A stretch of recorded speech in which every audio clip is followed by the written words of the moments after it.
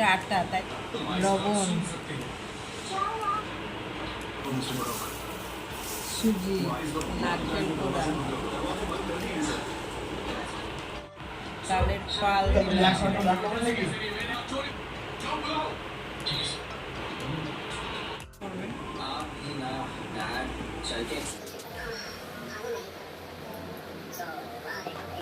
অল্প দুধ 1 কাপ মতো অল্প দুধ দিয়ে ভালো করে মাখতে হবে।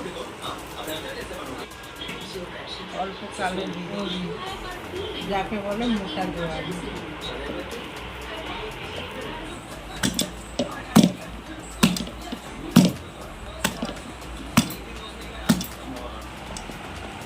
গরম মশলা দেবেন, এদের দিলেই ভালো।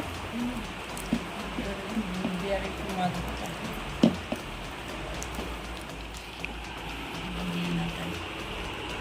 হয়ে যাবে না।